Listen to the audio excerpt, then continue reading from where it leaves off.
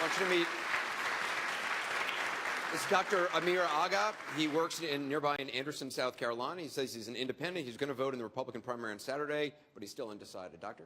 Good evening, Senator. Good evening. We know the oil market is in big mess. Yes. I would like to know your opinion on Saudi Arabia's relationship with U.S. As the oil pricing is going down and OPEC has done nothing to stabilize the oil prices, and that is affecting the economy. Recently, Russia, Venezuela, Qatar, and Saudi Arabia reached an agreement to freeze the oil production instead of reducing it. So let's assume for a minute that you are the President of the United States. Would you continue your alliance with Saudi Arabia? Well, listen, our relationship with Saudi Arabia is, as you know, fraught with complications.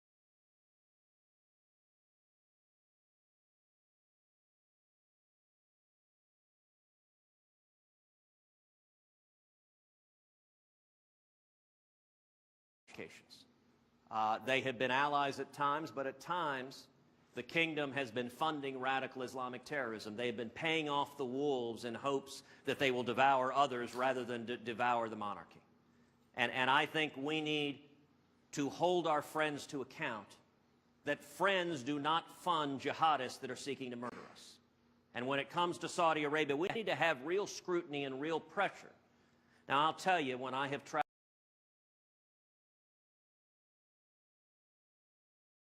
traveled abroad and met with heads of state and foreign ministers and defense ministers, over and over again what they say right now is it's hard to be friends with America.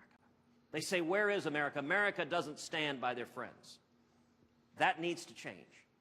Now, with respect to Saudi Arabia is part of OPEC. It's a cartel. They are not seeking our interests. They're seeking their monetary interest. I think what we ought to be doing when it comes to energy is two things. Number one, a significant part of the reason that oil prices and commodity prices have fluctuated like crazy is the Federal Reserve, is that our dollar has fluctuated from a strong dollar to a weak dollar. And every time that happens, going up and down and up and down, it ends up sending commodity prices soaring and plummeting and soaring and plummeting.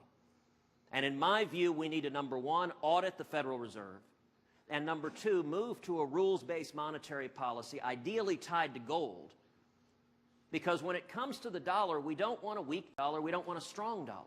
We want a stable dollar. A dollar is a unit of measurement. We want a dollar to be the same today, tomorrow, and the next day, because that's what all of the other economic decisions are based upon. And so I think a significant part of the volatility in the oil market is driven by the fluctuations in the dollar. Beyond that, when it comes to energy, you know, in the Senate, I've introduced legislation called the American Energy Renaissance Act.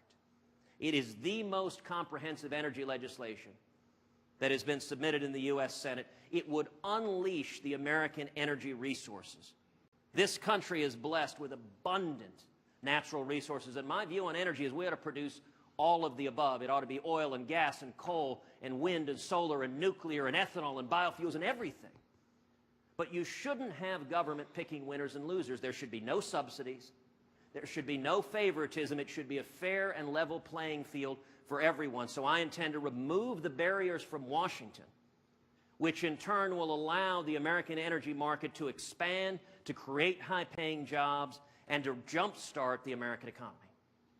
Thank you very much for your question.